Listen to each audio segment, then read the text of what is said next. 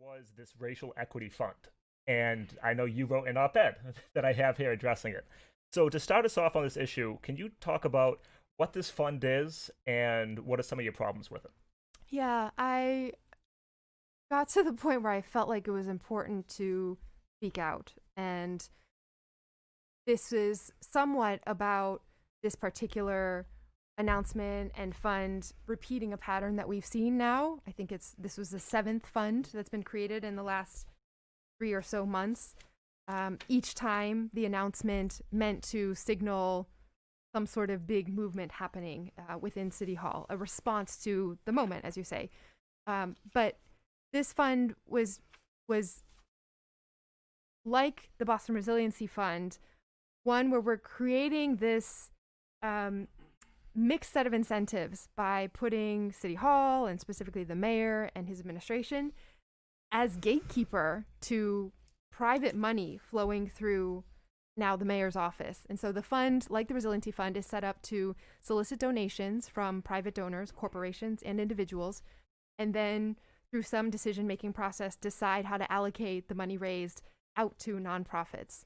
The Resiliency Fund, has been touted as a way to direct $32+ million, but we saw very clearly in the budget that when City Hall was in charge of allocating that, it changed the political process. It directly influenced who felt comfortable speaking up, what they were saying, who didn't feel comfortable speaking up, and I heard that publicly and privately from nonprofits and from others.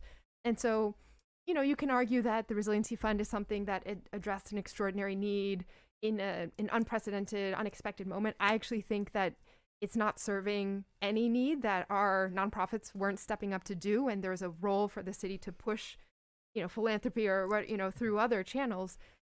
But the Resiliency Fund is now about, okay, we're going to address structural racism through an ongoing commitment to fundraising and dispersing funds and potentially permanently changing the political process. And I have two follow-ups on that, and Lauren hit me when I'm talking too much. So the first is you brought up nonprofits. And when we were doing our episode last week, we had a call in who said that a friend of his who works for one of these big nonprofits, that person almost resigned because they found out that their director was lobbying council members to vote yes to pass this budget. And you wrote something in your op-ed that I really, really appreciated. Basically, just, of course, you know it. This is for the audience who like podcasts and can't read op-eds. But not only does this create pressure on corporations and individuals with business before the city to donate, going further, nonprofit organizations must compete for dollars that now flow through the city, taking care to maintain favor with the Walsh administration, facing pressure to speak up or stay silent on the right issues. And that was something you just addressed. So, because a lot of people, when they hear nonprofit, they think, oh, that's completely outside of City Hall, that's outside the political process. But there really is a intense relationship between nonprofits and the city. Can you elaborate on that from your experience in the city council and really just stressing again why this fund is problematic in its relationship with nonprofits?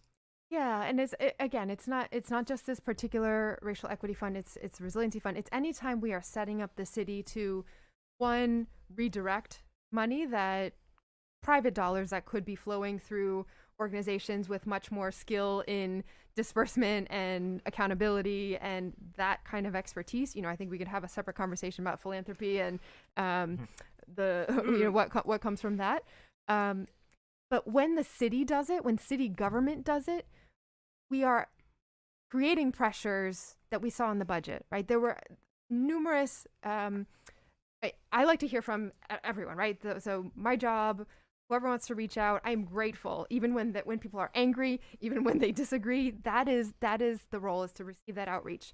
But it was curious and concerning to see so many emails or outreach that said, on suggestion of this or that city employee, I'm asking you to support the budget because I believe in, food access or whatever, or supporting residents experiencing homelessness.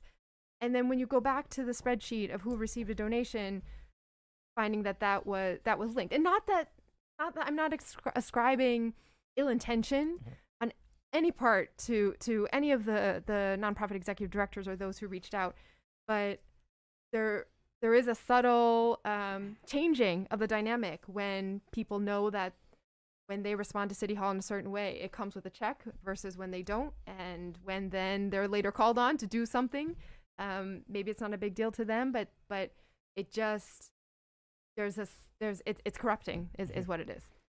So like that's a great like ending word or phrase for it, because as you just said, it's not that we are saying these nonprofits are evil or that these local these employees are like acting with ill intention. It's they are facing a realistic reaction to pressure, which is I'm going to lose my funding, we're going to lose our jobs, and the people that we cater towards won't be helped.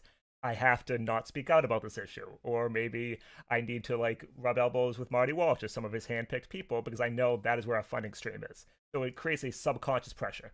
When in fact, it's not that. I mean, I think it'd be a slightly different conversation. I think we would still have it, but it would be a slightly different conversation if City Hall weren't doing this, this wouldn't happen. Mm-hmm. But it's not that this is the only option. There are plenty of other better options, better ways of getting much needed funding to organizations doing the work. But when City Hall steps in, we suck it all over through government in this way that is also harmful. So that was actually one of my questions was, what do you propose we do to improve racial equity as this it seems like you don't actually serving its purpose?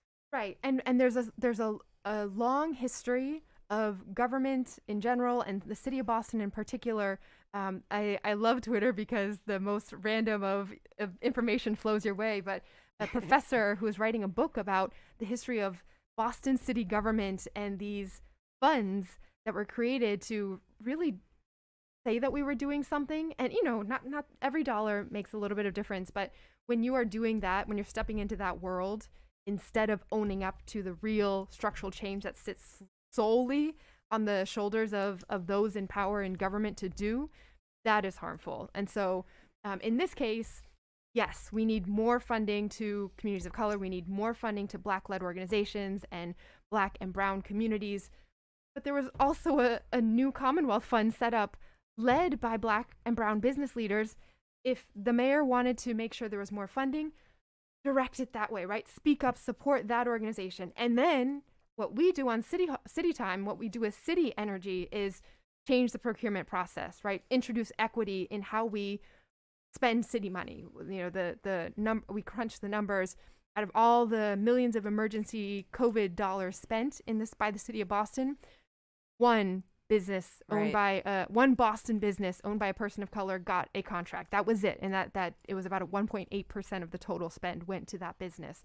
In fact, all Boston-based businesses only made up 4.75% of that total spend.